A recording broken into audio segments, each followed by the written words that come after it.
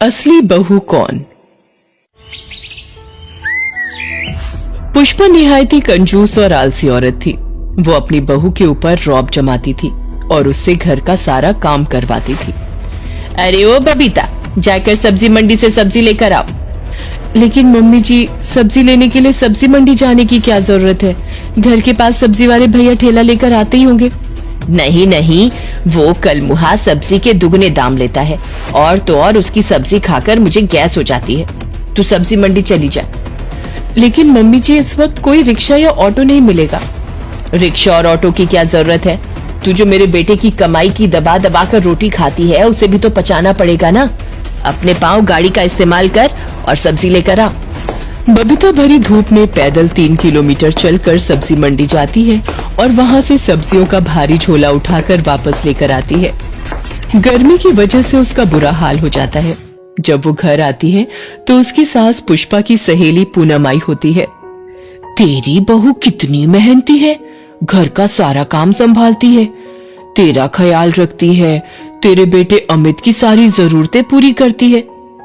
अरे पूछो मत, मैं तो इस कोठिया से परेशान हूँ, एक काम ठीक से नहीं करती। क्यों रे, आने में इतनी देर क्यों हो गई?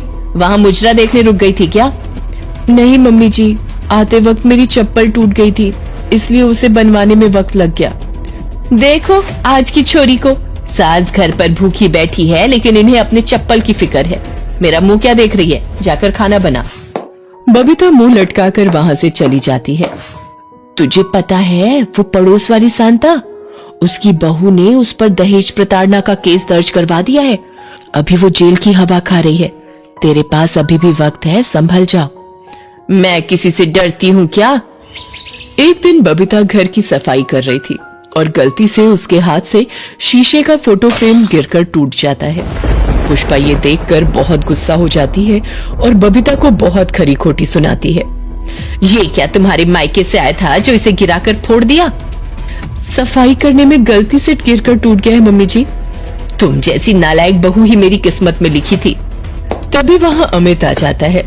पुष्पा अमित के सामने झूठ मूठ का रोने का दिखावा करने लगती है। देख बेटा, ये तेरे पापा की फेवरेट फोटो फ्रेम थी और इस निर्मोही ने मुझसे मेरे पति की आखिरी अमानत भी छीन ली। ये सब क्या है पुष्पा? मुझे पता है तुम्हारे माँ के साथ रिश्ते कुछ अच्छे नहीं हैं, लेकिन तुम्हें ऐसा नहीं करना चाहिए था।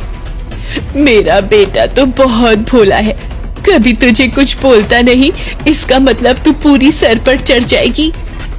अमित गुस्से में बबीता को एक जोरदार थप्पड़ लगा देता है। बबीता वहां से रोते हुए चली जाती है। पूरे 2 दिन हो जाते हैं और बबीता घर पर नहीं आती। कहीं वो करमचली सच में गुस्सा होकर तो नहीं चली गई?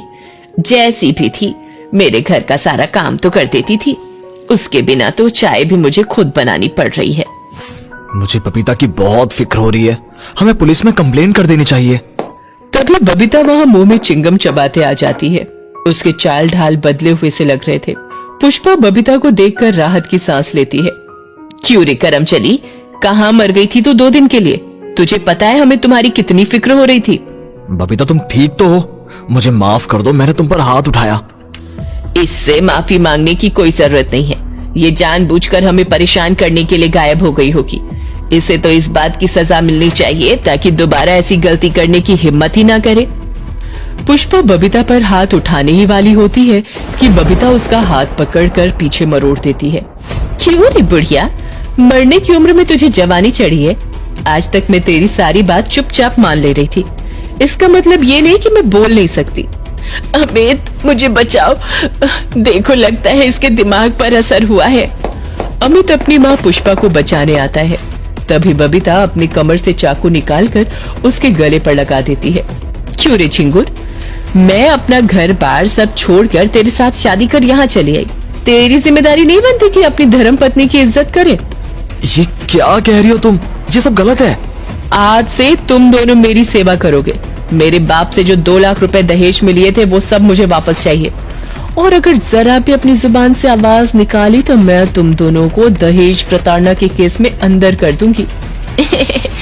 मेरी प्यारी बहू, बोल दे सब गलत है, मेरी प्यारी बेटी है ना तू? चल हट रे बुढ़िया, जाकर मेरे लिए कुछ खाने का बना कर ला, बहुत भूख लगी है मुझे। बबीता अमित और पुष्पा को अपनी उंगलियों के इशारों पर नचाती है। पुष्पा से घर का सारा काम करवाती है और खाना भी बनवाती है और अमित के सारे पैसे अपने पास रख लेती है। हाय राम, काम करके मेरी कमर अकड़ गई। मुझे लगता है बहू के सर पर चोट लगी है, जिस वजह से सठी आ गई है ये। जरा धीरे बोलो, अगर वो सुन लेगी तो हमसे उठक बैठक करवाएगी। ये सब मेरे कर्मों का ही फल है। मैंने आज तक बहू पर इतने अत्याचार किए कि भगवान इन सब का बदला ले रहा है। तभी बबीता वहां आ जाती है। क्या बात हो रही है माँ बेटे में? जाओ जाकर सो जाओ, कल सुबह छत और आंगन की भी सफाई करनी है। पुष्पा और अमित जाकर सो जाते हैं। बबीता रात के 12 बजे गेट खोलकर 3-4 अपने पहलवान साथियों को बुला लेती है और सभी बैग में कीमती सामान भरने लगते हैं और बबीता पीछे गेट पर सभी की रखवाली कर रही होती है। तभी अमित की नींद खुलती है। चोर चोर, हमारे घर में चोर घुस आए हैं। अमित की आवाज सुनकर पुष्पा भी वहां आ जाती है और बाहर वाले गेट से बबीता अंदर आती है। अरे संगीता, तुम तो पिछले वाले गेट पर रखवाली करने गई थी ना, फिर ये आगे वाले गेट से कैसे आई? कौन संगीता? मेरा नाम बबीता है, इस घर की असली बहू। तभी वहां पर बबीता की हमशक्ल संगीता घर के अंदर से आती है। संगीता उन सबको देखकर भोली बनने लगती है। ये लोग कौन है अमित? मुझे डर लग रहा है। ये सब क्या हो रहा है? मुझे कुछ समझ में नहीं आ रहा है। दो बबीता, ये कैसे हो सकता है? तुम दोनों में से मेरी असली बहू कौन है? माँ जी, मैं ही आपकी असली बहू हूँ। ये सब आपस में मिले हुए हैं। ये लड़की झूठ बोल रही है, मैं ही इस घर की असली बहू हूँ। अभी मैं इस बात का फैसला कर दूंगी कि तुम दोनों में से मेरी असली बहू कौन है। तुम दोनों मेरे बगल में आ जाओ और मेरे हाथों से मुझे अपनी तरफ खींचो। जिसने मुझे सबसे पहले अपनी तरफ खींच लिया वही मेरी असली बहू है। संगीता और बबीता दोनों मिलकर पुष्पा को उसके हाथों से खींचने लगती है। बबीता जानती थी कि पुष्पा के कंधों में हमेशा दर्द रहता है, जिस वजह से उसे बहुत तकलीफ हो रही होगी। इस वजह से बबीता पुष्पा का हाथ छोड़ देती है। मुझसे आपकी तकलीफ देखी नहीं जाती। आपके कंधे के ऑपरेशन की वजह से आपको कंधे में हमेशा दर्द रहता है। यही मेरी असली बहू है। तभी वहां पर पुलिस आ जाती है और सभी को अरेस्ट कर लेती है। उस दिन गुस्से में मैं घर से चली गई थी। रास्ते में मुझे संगीता मिली और इसने मुझे किडनैप कर खाई में फेंक दिया, लेकिन किसी तरह मेरी जान बच गई। अभी सही वक्त पर मैं पुलिस को लेकर यहाँ आ गई, नहीं तो भगवान जाने के लोग क्या करते। हम लोग तो छोटी मोटी चोरियां करके अपना शौक पूरा किया करते थे।